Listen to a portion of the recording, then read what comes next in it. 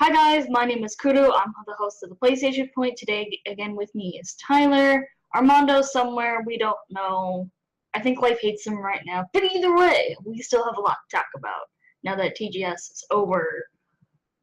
Oh boy, that was a lot. But now we have a little bit of a break, and then comes the PlayStation VR launch next month.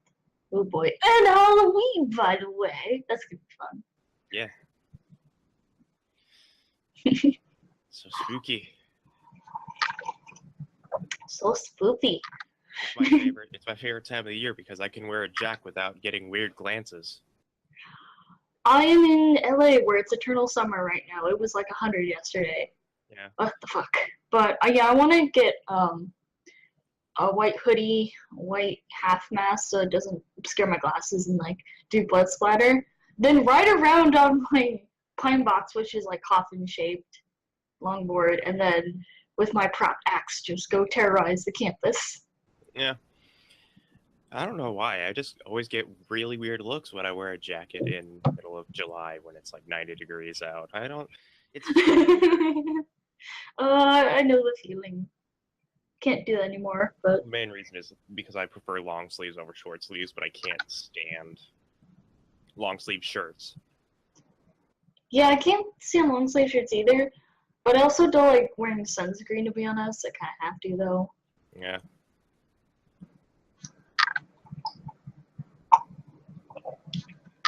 So then, starting off, if you guys haven't already renewed your PlayStation Plus subscription, it is now officially $60 per year instead of $50. Hopefully, you will see little things on like Cheap Ass Gamer Twitters where it's $50 instead. Yeah.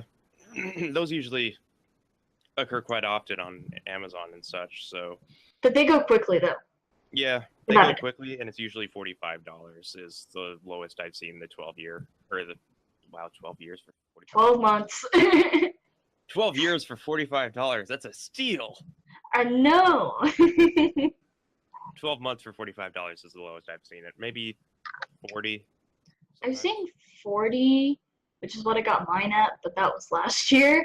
Mm-hmm. Actually, when does my PlayStation subscription end? That's a good question. I think mine ends on like October 11th.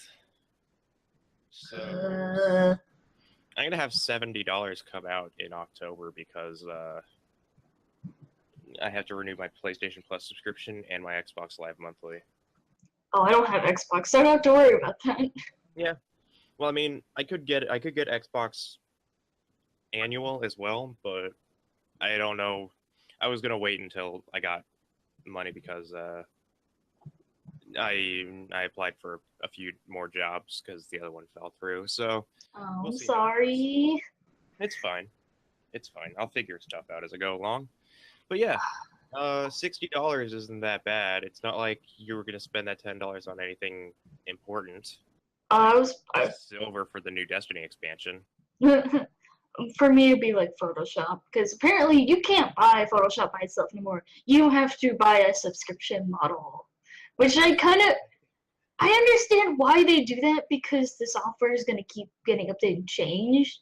But when you're trying to tell that to someone who is like a parent, who is a cheapskate, that's a different story, because they don't like recurring charges.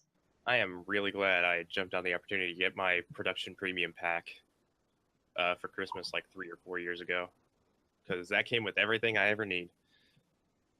Production premium comes with like everything you ever see people use: Photoshop, Premiere Pro, After Effects, Audition. So I'm pretty set. For the most part, I've just had Sony Vegas Pro 13, and that has sufficed. But now I'm taking Photoshop, and now I hate Instagram filters. Yep. They overexpose everything. It's like terrible. Yep. You might as well underexpose something and then put on the filter. A nice, lovely vignette is not terrible, but I'm not talking about the vignette. I'm telling like the really annoying popular filters people use all the time. Oh man, I would absolutely love to do a Blaze Kick series where all we had was the dog filter. From Snapchat. Yeah. That was That was $1 million butt thing. I saw that. That was awesome. Yeah. It's not as good as the puppet arms and the googly eyes, but it's still pretty good. Yeah. I think my favorite one is the glowing penis. Oh God. Your dick glows at the intensity of a 250-watt bulb, and you can change the color to whatever you want. Is it like a hue bulb? Because that would be interesting to have at parties. Someone would make it green, and then they would try to get laid, and that would be so dumb. Yeah. Oh man. But for those of you who do not have a sex life, but are also interested in Persona, first week, 300,000 copies. Really good. It's actually up there with Persona 1. So, yay! And we're now 5 months away from Persona 5 in the West. So, even more copies. Yeah, and Armando couldn't fucking wait, so I had to unfollow him on Twitter. He didn't say anything about Persona, actually. Yeah, I know, but He keeps vague tweeting about something else. I don't know. Yeah, I have friends who are depending solely on the fact that I don't show anything in my timeline about Persona. Like, I have friends who are on complete blackout, so I'm just like, all right, unfollow. You're so nice. Yeah, because what's the first thing that Armando does is when I tell him be careful about posting stuff on it. He posts a Persona 5 GIF. I'm just like, God damn it, Arms. Don't listen. And then I just started posting Spider-Man pictures. 1950s Spider-Man is my favorite meme, so come at me. Yeah, Persona 5, I knew was going to sell a lot in Japan because Persona is... The Shin Megami Tensei series in general is fucking massive in Japan. I really like Shin Megami Tensei 4. I have friends that are huge fans of Persona and fans of Shin Megami Tensei in general, but they didn't like Shin Megami Tensei 4, but I really like it. And that's nice because Apocalypse is out, I think, now. Yeah, I think American fans are still going to get it via NAS America, but whether European fans are going to get with NAS Europe or some other company, I don't know. Yeah, that's true. I think Atlas is starting to become self-publishing in Europe. Not sure. No, I think they're using Sega, or they're using a different publisher. Yeah, that's true, actually. Sega would because Europe's still going to get Persona 5 like the West, but they're still working it out. I don't know, it seems really complicated in Europe because there's way more languages to translate and localize, I'm afraid. I don't know, one can hope with shiny boxes like this. I don't know, I just know that for the most part it sucks to be a European. You could tell that Atlas was being careful about putting Shin Megami Tensei 4 into Western audiences when they include, like, a strategy guide for, like, half the game in it. Really? Yeah. This goes, let me look here. It's actually got a decent amount of concept art in it. That's, like, the big thing about it. But, it's primarily a strategy guide. Like, it's only like 20 pages worth of concept art. Actually, it's not even concept art. It's just art. That's not quite as similar to the Zero Time Dilemma one, but I think I'll need to save that for the spoiler cast. Where am I in consideration to this fucking guide? I don't even know where I am. I've played Shin Megami Tensei 4 in a long time, but it's like a 180-page guide. And, like, it tells you challenge quests, like, where to find them, what to do. It gives you, like, a list of items, including what they do. It shows a fusion chart, which is like a fucking Excel spreadsheet. Jesus. Oh, yeah, it gets even worse as you scroll down the pages. Oh, God! Every single, like, you think that those are, like, lines? Those are your standard Excel sizes. No. It shows you fusion by level. Shows you challenge quests in the order that they appear. The walkthrough by region. So much. So much to learn. But yeah, I'm excited for Shin Megami Tensei 4 Apocalypse, just like I'm excited for Persona 5. Because I really like Shin Megami Tensei. The one game that I do still need to play through a little bit is Digital Devil Saga. Yeah, that Which one. I have it on PS2, and it has some hilarious dubbing, but I like the idea of entering a demon mode in between battles to like change in phases. Because Shin Megami Tensei is based on an action per user system, where you have as many actions as you have party members, but if you deal a critical or a weak hit, then your character smirks, and that grants an extra move on top of the spot that you have. So you can have up to 8 attacks if you have 4 party members. That's interesting, actually. Yeah, it's really cool. So it still applies to the Persona style, where manipulating weaknesses is your best bet. Yeah, because in like Persona 4 Golden, you get the weakness, and if you do that with all 4 members, you get that bonus at the end. If you do it with all enemies on the field, you get an all-out attack. Yeah, and then like you get a bonus at the end, which was like really useful. Yeah, chance bonus, card chance. Something like that. Yeah, and then if you cleared all the cards in that, you would get a +2 on your next card draw, which was guaranteed after your next battle. Which I manipulated the fuck out of that on my first playthrough. Oh yeah. You know it. You know it. I got like, I think I have a full stack of chest keys at that point. Like I had 99 chest keys because I just knew how to play cards at that point in the game. But yeah, I just really like Shin Megami Tensei. That's probably why I enjoy Tokyo Mirage Sessions so much, when a lot of people consider it a mediocre game. That's kind of sad. Oh, I just remembered. I tweeted insert coin clothing the other day, and I was like, do you think there's going to be a Persona 5 line when near around like the game comes out?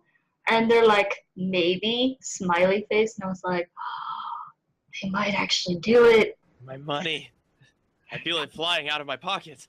You mean my bank account? My bank account, I can feel it digitally decay. I'm crying and being like, why do you do this to me? Yeah, but yeah, Persona's going to be a good time, I think. But in the meantime, BlazBlue Central Fiction is coming to the West this November, or specifically North America. I'm sorry, Europe. Yeah, BlazBlue's kind of a hit here. I have a friend that's a huge fan of BlazBlue. I think this is the 5th title in the series, because if you don't count the extend versions of games, you had Calamity Trigger, Chrono Phantasma,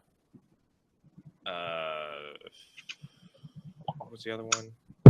I don't know. Continuum Shift. They have really weird names. I'm gonna look it up. I don't play BlazBlue, so I'm kind of like, eh. BlazBlue is developed by the team that also makes Guilty Gear. So it's sprite-based, high animation, combo-based game, where it only uses 4 buttons. It uses an ABCD format instead of the traditional low, medium, high format. The games are Calamity Trigger, Continuum Shift, Chrono Phantasma, and Central Fiction. Although this is like, they have like 2 spin-off series in the spin-off game, because along with BlazBlue, they have BlazBlue spelled BLAYZBLOO, which is a silly version called Super Melee Brawlers Battle Royale and Clone Phantasma. What? Yeah. Okay. And then the X-Blaze series, where you have Code Embryo and Lost Memories. So, yeah. BlazBlue's kind of one of their bigger main series outside of Guilty Gear. Well, something completely different from that is Crash Bandicoot is coming to Skylanders. Mm-hmm. anyone cares about that. I'm pretty interested. It looked they showed off gameplay of them, and it looked like they nailed the whole Crash Bandicoot style, I'd say. But I mean, if that leads to a new Crash Bandicoot game, that's great, but it's just kind of there. It's this. It depends on the success of Skylanders, Imaginators, Crash Bandicoot, and the 3 remakes they're doing. That will depend on if they completely revamp the franchise with a new game. That's just how it's going to be. Like, we all knew this from the start when they said that they're rebuilding it from the ground up. I get that, but it's just like some people just want the game and they don't want to have to rebuy old games to show interest. Yeah. But I think that's just people who don't understand how entertainment works in general. The thing is, it's like, it's not just going to be an HD port job. They said that all 3 of the Crash Bandicoot games are going to be remastered from the ground up. So that's a fuck ton of work. Yeah, that's no. They have to like it's. We didn't even know if they're going to do them standalone or if it's going to be like all 3 games rebuilt from the ground up in a single pack. So I thought it was going to be 3 games in a pack. It could be, but it could be one. It could be like standalone each. We don't know. That's the thing. When we'll find out closer to 2017 when they actually release details about it. We don't even know when it's going to come out. 2017 is a fair guess as to when we'll see gameplay, but I highly doubt we're going to get it in 2017 because they said that they're rebuilding it from the ground up. They didn't even have gameplay. So it'll probably be 2018 when it comes out. Yeah, 2018 would be a safe bet. That's like a fair dev cycle. A nice dev cycle. Who's even doing Crash Bandicoot? Is it still Naughty Dog or is it in-house Sony? I know Crash Bandicoot is a property of Naughty Dog. Crash Bandicoot was Naughty Dog, and then they gave it to Traveler's Tales with the last few games. Then I don't know who has the ownership then. It depends. It might be Sony. It could be. I think it might be Sony Computer Entertainment. But I do remember Crash Bandicoot being on multiple platforms at some point with the Wrath of Cortex. Like it had PS2, GameCube, Xbox release. So it could go anywhere at this point. We don't really know. They didn't specify anything about Crash Bandicoot. They said it's like it exists, it's here, it's coming, and that's it. So. Well, for an existing game though, like Overwatch, it's getting tweaked with its characters for the PS4 version specifically. Yeah. Blizzard likes to do console-specific patches based on the community because they're smart and they don't balance weapons. They don't balance things on PC and just hope it sticks in the PS4 and Xbox One because, as we know, gameplay variants and everything change based on controller to PC. So they're playing it smart and having 3 completely different setups for the systems. So yeah, good job, Blizzard. You actually listen to your community. Yeah. Unlike some other game companies. Yeah. It's just a shame that Activision had to be like, hey, could you put some microtransactions in there? That'd be nice. Thank you. I've spent money on the microtransactions, to be fair, because I really like Overwatch. But I mean, they're optional. Yeah, they're optional. I mean, the Jimquisition would disagree, but you can agree with Total Biscuit, whatever. Yeah. I feel like Jim Sterling would also hate on the Rocket League microtransactions thing, because Rocket League has microtransactions now, but it's only cosmetic items. I think his argument was that like because Overwatch is randomized, it's not okay. But like if it was like because it's specific, and I think Rocket League it's a different. It's like it's okay. It's kind of weird. It's kind of similar because you can get a lot of the items just by playing a match. Like you get a drop every time you finish a match in the game. But there are some items that are locked specifically to crates that you have to roll randomly to get. But like, the good thing is that Psyonix knew what the Steam trading style was. So instead of, putting all their stuff for trade on Steam, they made their own in-house trading service to make sure that there was like no fiddling around with what Steam's trading was or anything. You wouldn't use it with real money. You could only trade with in-game items. Overall, Rocket League's trading system and marketplace is just overall much better than a lot of the trading and marketplace things I've seen on PC. So, I mean, hey, it's also dirt cheap, I noticed. Like, you could buy 5 keys for $5 to open up 5 crates. So, most keys I've seen in games are like $2.50 each, which is really expensive.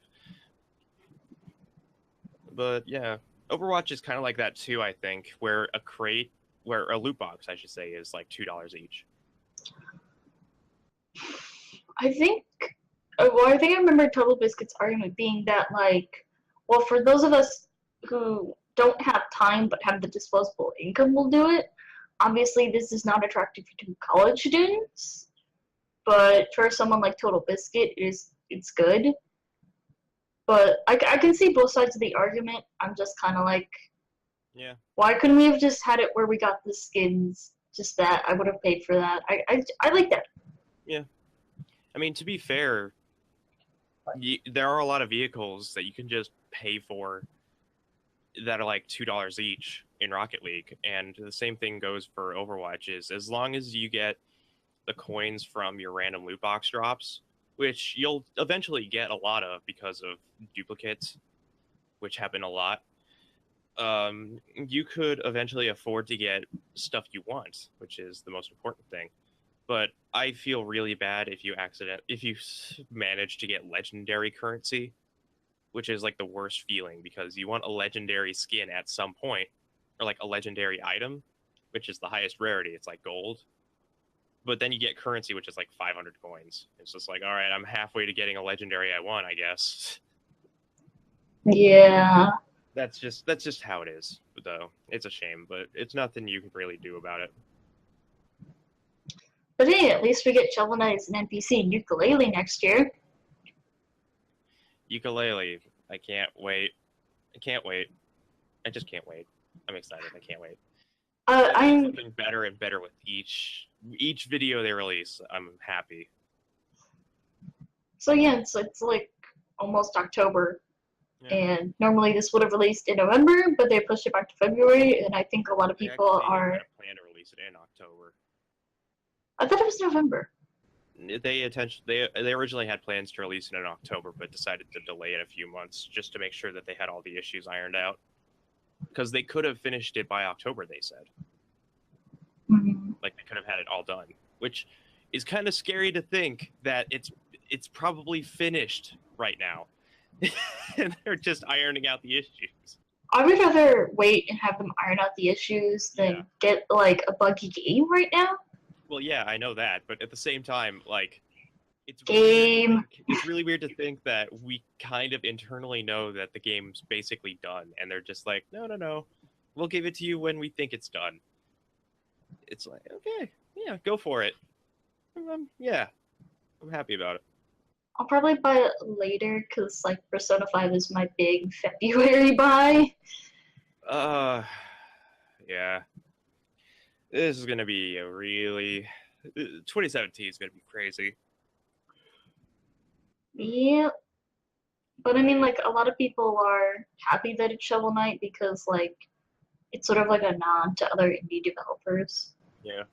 Shovel Knight's been showing up in a lot of games, which is nice and all, because Shovel Knight's, like, the first indie Smash success game where people would have honestly not have known it was an indie game when it first came out. Like, it plays like a AAA game, and it has AAA value to it. So, I mean, that just shows how much indie developers care about their games sometimes when they make games like that. Sometimes, unfortunately, not always. Yeah, I'm talking to you, the letter. I mean, like, I feel like Shovel Knight should start being, like, a standard for indie devs as well to shoot for. I would bring up Digital Homicide, but, you know, they might sue me. I think Valve said that their case was not valid and threw him out. Their case isn't, well, they haven't gotten thrown out yet, but Valve's looking for ways to countersue them. And when that happens, that's going to be just lovely. I can't wait to see the hellfire that raises everything to the ground at that point, because it is going to be just a shit show. Yes, and James Sterling will cover it, and it'll be hilarious. It's going to be like watching a train wreck in slow motion. It's going to be beautiful. Yes, and we'll be eating popcorn. In slow motion.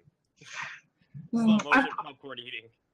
Salty, buttery popcorn. Yep. Fresh from the tears of digital homicide. And back to Persona 5. So they're getting more DLC, like costumes and background music sets. But yes, lots and lots of DLC. Yay. That we can't play yet. Yeah. I mean, hopefully, I would think that the Western copies will get it, but not as a pre-order bonus, but like, they will. I have a feeling that they will. But the thing is like, since all the content's out, they're going to be like, all right, here's all your DLC, and then just drop down like 100 DLC items on release day. Just like, here. Well, I mean, like, didn't you see on PersonaCentral.com that, like, people already data mined all the DLC, essentially? Yeah. And I was kind of like, that's cool, but, I would have liked that as a surprise. You know, that's kind of the point. That's the thing about the internet. No matter what, everything's gonna come out eventually. Internet doesn't give a fuck. Internet will do anything it wants. Yep. That's just the world we live in. But it's nothing we can do about it. Either way, exciting. Exciting. Persona 5 is exciting. Everything about Atlas is exciting. Have you been listening to the soundtrack? No, I've been staying away from it. Oh my god. So I went to get In and Out after I photoshopped In and Out, which was a bad idea in general. Santa dinner. But like, whenever like Life Will Change was playing, I just like boosted the stereo of my car and I was like, yeah, like the entire way. Yeah. Soundtrack is awesome. Yeah, I can't wait to listen to it in February. Well, the thing is, like, the theme song is, like, by itself, like, the opening theme is, like... the only song I've heard in the soundtrack. Because there's not really a full version. There's just, like, a minute and 30 seconds. I was hoping for, like, 4 minutes. And then there's, like, another version that's extended. The only thing I've seen about Persona 5 are the PBs. And, Life Will Change is one of the PBs. Yeah. I probably heard it at some point, but I'm not gonna like look into it because, you know, I already had to unsubscribe from a channel because they kept releasing. That's the one thing that pisses me off the most is I was subscribed to a channel and they're just like, oh yeah, check out all these cool remixes of Persona 5 music, and then in the tags it says spoiler, like in the video title it says spoilers, and then exactly what they're spoiling is in the thumbnail. Like, God fucking why? Actually, that's really shitty. Why would you do that? It's like, okay, unsubscribe. There we go. I want the remixes, but I don't want to know, like, what's going on. Like, just give me the remix. Like, the fuck? That's what almost ruined Splatoon's final boss for me at some point, was because I was listening to a bunch of Splatoon music, and thankfully by the time I was starting to listen to the soundtrack, I had finished Splatoon story mode. But every time I wanted to look up the final boss theme, every single thumbnail I saw was with the final boss in it. It was like, why would you do that? It's because people don't think. I mean, at the same time, Splatoon also came out with a bunch of people using like lewd thumbnails. I know, because tentacle porn. I say lewd, but it's mostly questionable. Like more mature than they should be. Inklings. I forgot their name already. That's what happens when you let some people have Photoshop and a digital tablet, essentially. Well, I mean, it was like not even like photo manipulated art, which, I mean, I'm all for artists having their freedom and everything, but I mean, content creators, please, you gotta keep your content appropriate to the title. Well, because like you have to understand, like with things like Splatoon and My Little Pony, is that they are geared towards children. You can make your porn, but don't put in places where kids will Google it and you scar them for life. You don't need to do that. Yeah. You know, At, don't be at the that asshole. at the same time, please don't be the parent that goes to a channel that's mostly known for its 18 plus content and go, my child's watching this, and you guys should really calm it down because they'll do exactly what Rooster Teeth did, and do nothing but swear the entire episode. Following. I mean, like, if you say you're mature and no one wants to listen, then you're gonna be like, we warned you, bitches. We don't have to do shit. Way back when YouTube had like content lock, like when it used to warn you 5 seconds before the video started that this was M-rated content or TVMA rated content. Rooster Teeth used to do that with their content back when YouTube had that option. I used to do that with when my content was considered PG-13 because I played a lot of E-rated games, but I was like a PG-13 commentator. But nowadays I'm still PG-13, but I still try to keep the E rating going. I just put mature on my Twitch channel because I say fuck a lot. So I got rid of the age rating. I'm on Twitch. Get the fuck out of here. If you're on Twitch, like 95% of streamers are going to be swearing. Like there's only maybe 2 or 3 streamers out there that don't swear. I just put it up there anyway, so that like, hey, it's there. You can't tell me I didn't say it, sort of thing. I've learned after a while that kind of gate actually disrupts people's interest in your channel. So like I remove it because people are just like, oh, this guy actually cares about his age rating, whatever. It's like I'll just go to a channel that doesn't. Yeah. So I get rid of it. But yeah, what were we talking about? We were talking about Persona 5 DLC and content, but to end off the podcast in terms of topics, Danganronpa V3 finally got a release date. It is slated for January 12th, 2017. So hopefully America will get it by July and we can all be in despair since the anime just ended. Holy shit. Yeah. And you say that that's the last bit of news, but I have a couple extra things to top off with that. All right then, because I was up at 3 in the morning doing this shit. Yep. No worries, I got you covered because I woke up an hour ago. PlayStation. If you have PlayStation Plus, there's a few new games to check out on the PlayStation Plus specials. If you wish, you can pick up Final Fantasy XIV: Realm Reborn, the very popular MMO that's playable on PS4, PS3, PC. The PS4 version, the collector's edition specifically, is available for $20, half off of the initial price. If you are a fan of FPS games, you can pick up Battlefield Hardline for 80% off. Go ahead and pick up Battlefield Hardline on PS4 or PS3 for $4. If you are a sadist and wish to ruin your expectations of the Mega Man series, Mighty No. 9 is also on sale for 40% off. You can also pick up Abzu, which is a very it's like Journey, but it's not like made from the people who made Journey. It's Journey, but underwater and not by that game company. You can get it for 30% off, $14. If you want an RPG in your mind, you can look at Star Ocean Integrity and Faithlessness, which is 50% off, $30. If you're a fan of simulators, the PS3 and PS4 versions of Farming Simulator 15 is on sale for half off, $25. And I don't know what Song of the Deep is, but I'm guessing it's... Oh, I've seen it. It's like an exploration game in a submarine. Like a little girl is... style, or... It's like a paint sort of 2D style in a way. I saw my brother playing it. You're traveling in a submarine. I think this little girl is looking for her father. Yeah, it wasn't bad from what I heard. It sounds about right. It's 30% off right now, and you can pick it up for $10.50. It's actually from Insomniac Games, so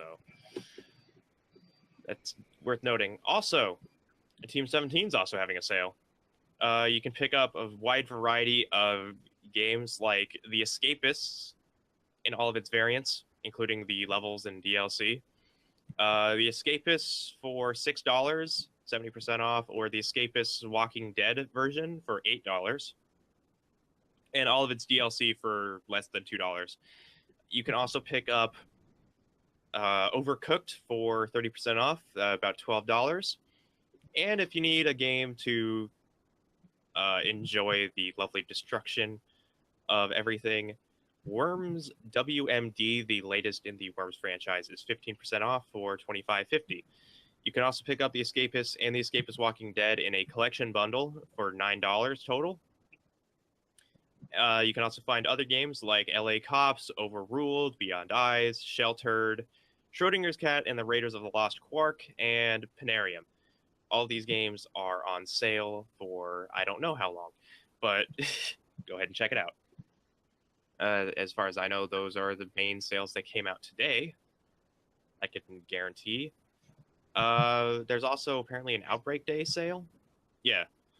The Outbreak Day sale is exactly what you expect. It's not for PS Plus members, but you too can pick up The Last of Us Remastered for $10, along with its Left Behind standalone version for $5, and a variety of DLC for weapons, gestures, skills, a theme, which you can pick up for free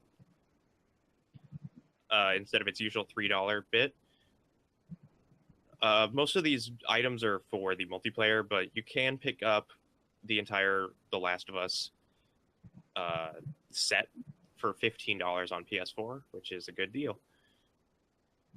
But I'd probably stay away from the multiplayer DLC. But yeah, I'm gonna pick up that theme because it's free instead of being $3. So I'm not like happy with my Prinny theme, so I'm perfectly fine with my No Man's Sky and my Rise of Iron, my Destiny Rise of Iron theme. Oh yeah, Destiny: The Rise of Iron came out last week. So if you're a fan of Destiny, you could also pick up Destiny the Collection for $60. That comes with all the expansions and the base game. If you're looking to dip your toes into it, then I would recommend picking up the Legendary Edition. You can find it usually for $30 or so at this point. That comes with every expansion except the latest one, Rise of Iron. Having played Rise of Iron, I don't know if I'm going to do a review on it yet because I haven't really dipped my toes into it entirely. But yeah, Rise of Iron's out. I don't know what else is out. I haven't been paying much attention to stuff coming out on Sony today. Hitman Episode 5's out. That's multi-console, I guess. Yeah, Hitman Episode 5's out today. So if you have Hitman the full experience, then go download Episode 5 because it's apparently the largest map they have out yet, with 4 targets instead of the usual 2 they have listed. All right. Coffee. coffee is life. Yeah, the nectar of the gods. Yeah, because like in my poem workshop, she's like, "We're gonna do a collage poem." I was like, "Okay." And I was like really tired. It's like it's like a poem about like it's halfway done, but it's like a poem about coffee, and I'm just like, I think I'm gonna end it with like "All hail the Starbucks Queen," because someone had to give me that nickname right before I transferred out of community college, and it stuck. So now I just embrace it with this Psychonauts mug, which you can get at lookhuman.com. Please sponsor us. Yes, please sponsor us. Because they have like a lot of awesome stuff, and you can also get like workout tees that are video game themed. Like I have a few. One is workout and pass out. It has a Snorlax. What my favorite one is I'm training. It's like training to be a legend, and it's 8-bit Link with barbells. Oh, awesome! And then I have Hyrule Warrior in training as well. Then there's an anime one I have. It's Kyubi from Madoka Magica being like, I made a contract to get fit at the gym. Yeah. Kyubi's like surrounding the text. But they also have like Halloween stuff. The Psychonauts mug is, if you're into that, it says Psychonauts Summer Camp. We take the weird ones. There's Persona 4's Grim Reaper kanji tank or t-shirt. It's from the anime. If you actually watched the Persona 4 anime. But yeah, you can find stuff like that. Mm-hmm. There's a lot of Pokemon. Yep, there's a lot of Pokemans. I don't think they mentioned, like, it has to be the specific Pokemon. It can't just be Pokemon for some reason. Yeah. I don't know why, but, and they have sales all the time, so things are like 25% off. You get free shipping after $50, which isn't really hard to do. Yeah. Just buy like 3 shirts, or buy 2 shirts, maybe a few coffee mugs. Ooh. They don't necessarily have to be for coffee. They're like 15 ounces, so they could be your tea. So you could buy like a Tears mug. Yep. And you just sip your tea out of that. Mm-hmm. So yeah, that's where I get some of my awesome gaming merch. You can too. Yeah. So the one thing I did want to bring up before we closed off tonight is a very important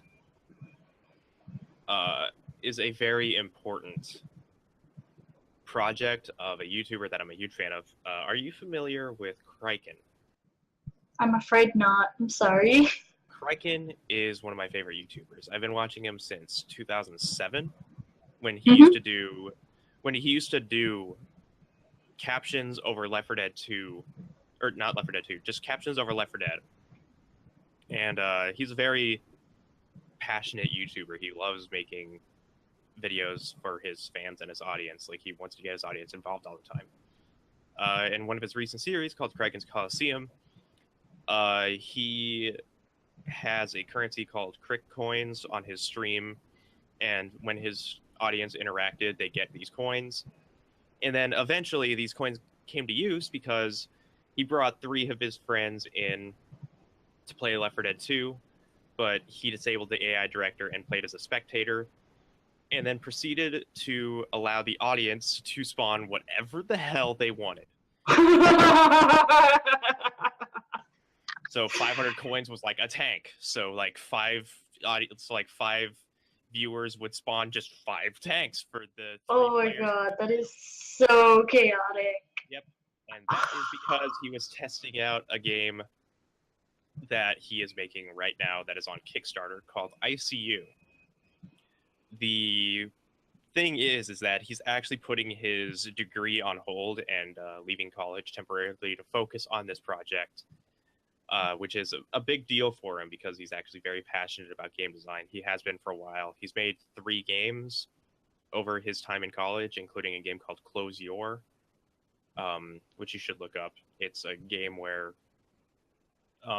there's a camera on a computer monitor that tracks whenever you blink, and every time you blink, it fast forwards to a different event in a person's life.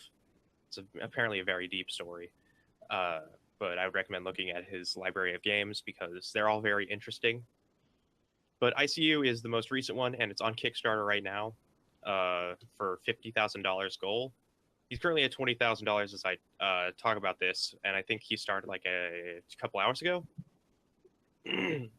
So what I.C.U. is, it is a multiplayer game where a live streamer, known as the contestant, survives in a survival horror environment on a game show where the viewers, also known as the audience, decides what to do to the streamer. So say that the live streamer in the first episode that they showed off, called The Forest, you have to go to 3 different shacks. Every time you go to a shack, the audience votes on what to do to the streamer.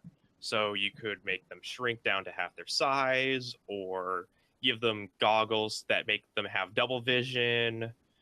And as you interact with the streamer, you can use your coins or your points to cause things to happen in the game, like cause the screen to glitch out, or push them towards the monster that they're trying to run away from, or spawn random Twitch emotes in the sky. Stuff like that is a very important thing, and it's a game that's focused entirely on audience interaction with the streamer.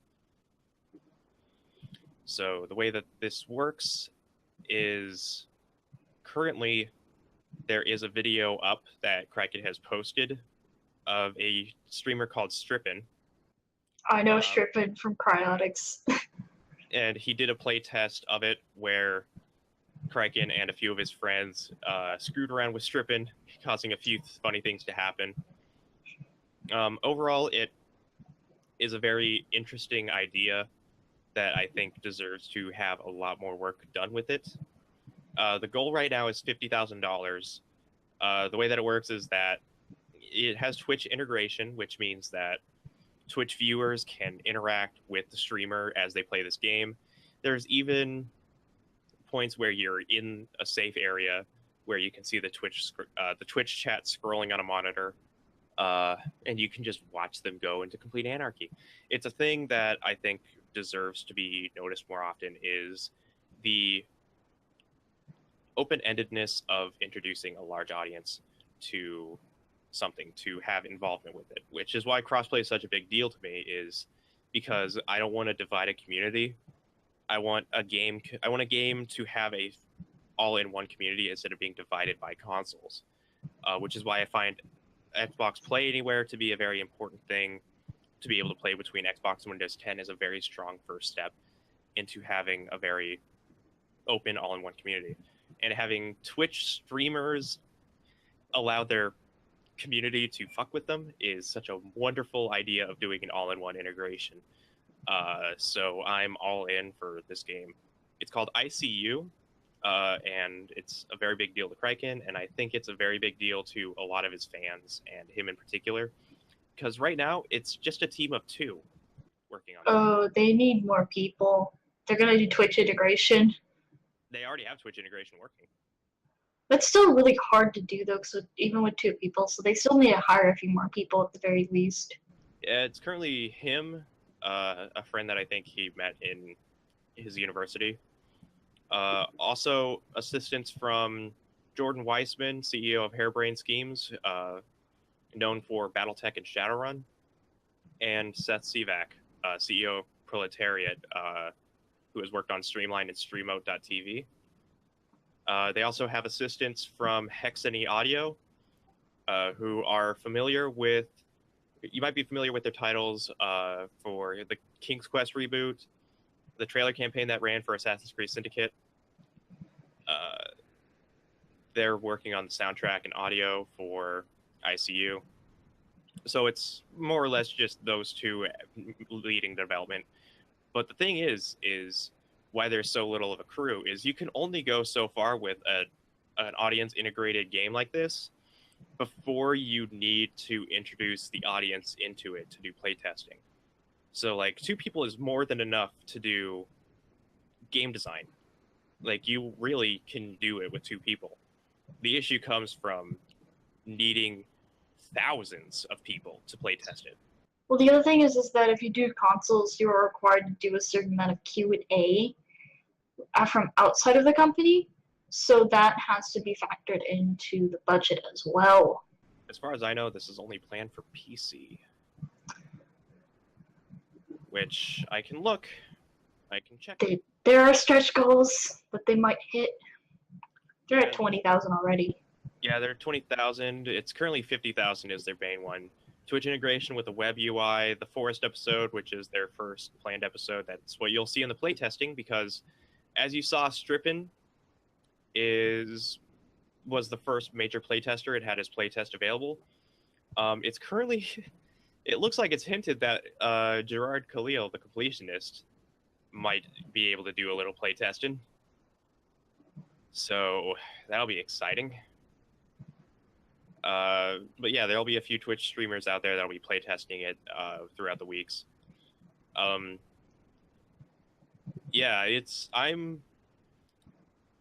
didn't know that Kraken's name was Keenan, but I think that's a very suitable name for someone with the nickname Kraken.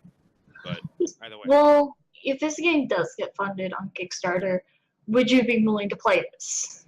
I would absolutely love to play this kind of thing. I mean, I don't have a Twitch audience to begin with, but just having the option to have a game where you can let your audience screw with you for a bit. I have a lot of friends who would love to fuck with me. Because, like, I don't know if I want to do it. I'm even hesitating about streaming again because they're fucking with the university internet right now, so I'm not sure. Well, my computer blue screens all the time, so I'm still going to be streaming. But yeah, I would back it if I had money. But we're sadly, both kind of broke. yeah.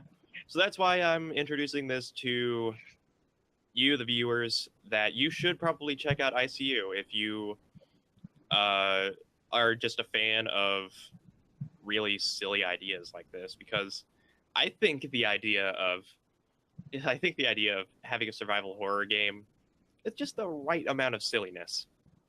Well, I mean, like, to drop university to go do a project is a big deal because some people start a small business and they're left with the choice. And yeah, that degree is great, but I mean, if your small business succeeds, then you kind of don't need the degree. Yeah, I think the big thing is that um, not only was he juggling college, the YouTube channel, and this game all at once. Now that he's dropped college, he's going to be focusing more on the game full time, which is why he even specified this. This is why he had to hire a couple of people to edit his videos for him. Neocranium and Shane Hawk are the two people that he noted the most. Both of them are fantastic editors for a really well done content creator.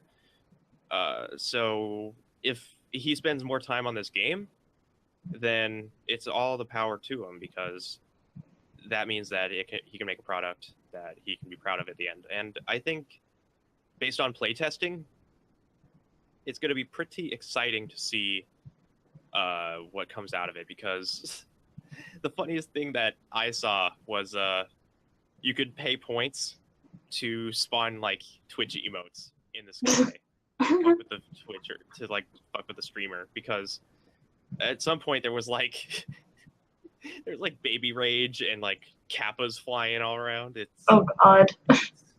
so stupid, but I love it so much. So the fact that this is now on Kickstarter is all the better, because that means that there will be less restricted playtesting. Because with the stripping thing, it was mostly Kraken and a few of his friends that he streams with, like Bed Bananas, Shane, all that. So the fact that now that it's public that this game is in development, I think it's going to be pretty cool to see a lot of Twitch streamers do playtesting with this, especially if it's Gerard Khalil, who we all know is not very good with horror. Not very good with horror games. So, do you have anything else you want to plug? Yeah. Next week, it's coming. It's here. It's terrifying. It's gonna waste a lot of my time. Spoopstober starting October 1st. We're gonna be playing a bunch of horror games for charity. It's official. Gonna be streaming it on BlazeKick Live, and the VODs are gonna go up on my channel. But still gonna stream it on BlazeKick Live, just for the fact that I'm gonna include a lot of people in co-commentary, just for the enjoyment of a bunch of fun horror games. We're starting with Resident Evil HD. Then we're going to go to Resident Evil 0, Resident Evil 2. We're just going to go down the list of like 10 or 12 horror games. Deadly Premonition's in there. If you can get it to work. Yeah, I can get it to work. Deadly Premonition's in there, and good God, it's going to be something. But yeah, Deadly Premonition's in there. We're going to close it off with probably Left 4 Dead 2. Which is very heavily modded. You're not going to want to miss the stupid shit I put into that mod list. But yeah, October 1st, all the way through Halloween, I'm going to be playing a lot of spooky games. There's going to be a birthday celebration in there somewhere, I think. I don't know. Either way, Spoopstober, coming on BlazeKick Live. I have a calendar set up. I'm probably going to have an event list posted on the BlazeKick site. It's going to be about 3 to 5 hours a day I'm going to be streaming these games, so it's going to be a lot of effort, but I think in the long run it's going to be worth it, because like I said, it is going to be for charity. Our goal is to hit $100 for the charity of my choice, which is the Sacred Heart Medical Center for Children's Miracle Network. So all the better. Yeah. I think the start time is going to be 2 p.m. Pacific time. And then I have a few events going on in October, so obviously the times are going to change a lot. Yeah. I might be dropping in. We'll see if I'm still alive by then. Midterms are happening right now.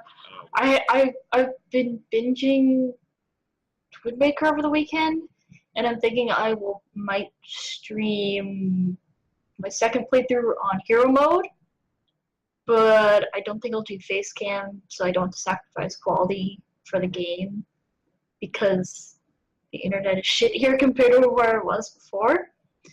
So you might see me stream it. I don't know. I'm already like, people are already like, you need to sleep, and I'm like, but I did sleep for 8 hours. And they're like, yeah, right. And I'm like, oh fuck. You just look tired. Coffee is life. Yeah. Thank God I do not work. Thank God I do not live and work at college. I don't work, but I have like 18 units. So I'm not doing just major work. I'm doing like a language class. I'm doing a GE class. Mm-hmm. I'm doing my Photoshop, which is fun, but it's like it takes a certain amount of day to do. Mm-hmm. And I'm doing my 2 workshops, which is a lot of writing in general. I have to read a lot. So it's just, and then I start programming next semester. Isn't that gonna be fun? Yeah. Because they want me to do 2 programming classes at a time, and I'm just like, oh my god, senior year is gonna be so much fun. Yeah. So, in case you're interested, I posted a link to Script doing the I.C.U. playtest. It's like 24 minutes. You can see what the deal is about. It's in prototype right now, but still. I might put that in the link down. Yeah. Well, I mean, you should probably link the Kickstarter because it also links to the video in there. I will put that down in a note or something so that I don't forget. Either way, I've been watching Kraken for like 9 years, like I said. So he's one of those reliable content creators that I can kind of trust with wanting to make a product like this. So I'm all the more excited to see this game become a success. But I mean, it's one of those things that isn't often done in these times. Like I can only think of maybe 2 or 3 games in the past couple years that have done this. Choice Chamber is actually one of the few games I can think of that has done this, where where a streamer is doing a side-scrolling platformer action game, and the viewers vote on modifiers like you're always jumping, or you have a double jump. Oh, I saw that, like, Cryotic did that once. It was hilarious. Yeah. It's like, what is wrong with you people? Yeah.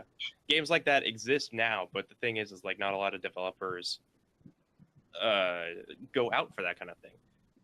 Because, like, it's like a smaller audience.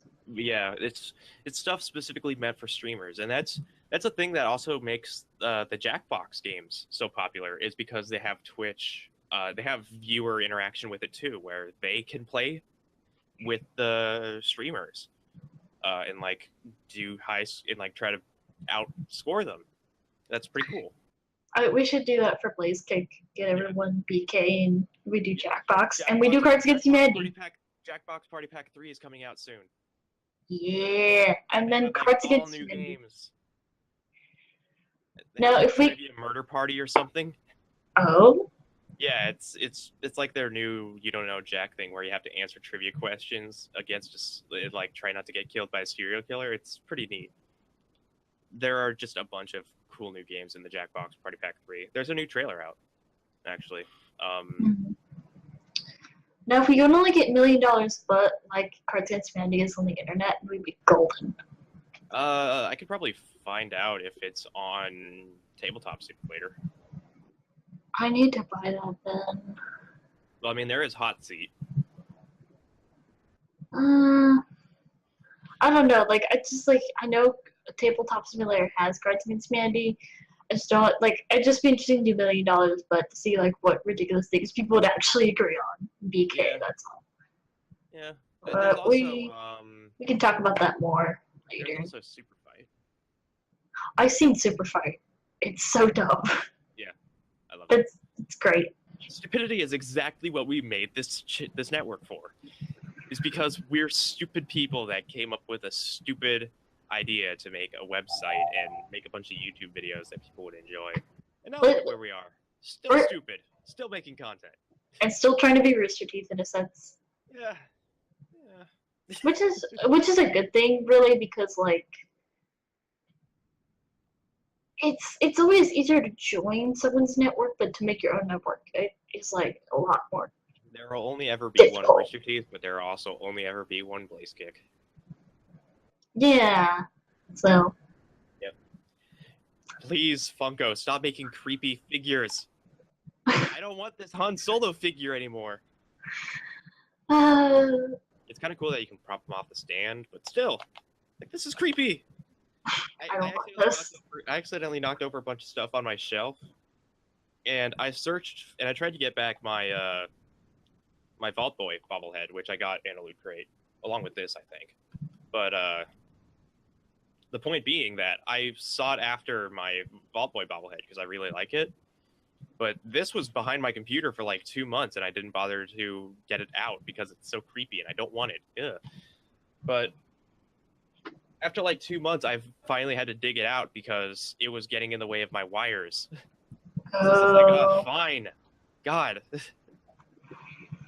So let's wrap this up by starting with Patreon. So if you guys pay us $1 a month, you get our podcast a day early. And for any of our original video content like flash fires, vlogs, or what's going to be coming up in the next month or two is Blaze Kick Eats. You get the day early, and you also get the Blaze Kick podcast, which is exclusive to patrons on Patreon. And the Blaze Kick podcast is where Blaze Kick members talk about things that are not game related. We talk about anime, we talk about, electric cars, we may talk about the presidential election. We might do that again this month because holy shit, that debate last night and Twitter being on full-on lit rage. Stuff like that. Like, we talk more personal stuff.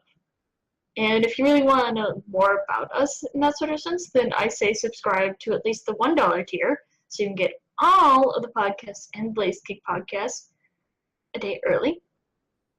And it's not a lot. It's very small compared to some other Patreons.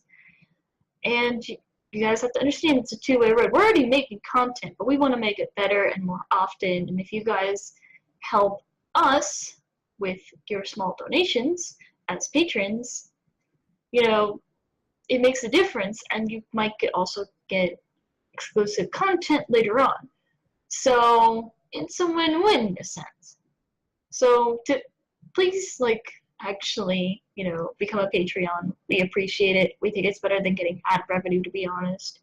And to all of our current patrons, thank you for your support. We really appreciate it, and we hope you continue your patronage. And that's pretty much it for Patreon. We also have a website that we appreciate you actually looking at because that helps us get into press events like E3. That is www.blazekick.com. And our Patreon link is patreon.com/blazekick. And our YouTube channel, which is now more of our focus now.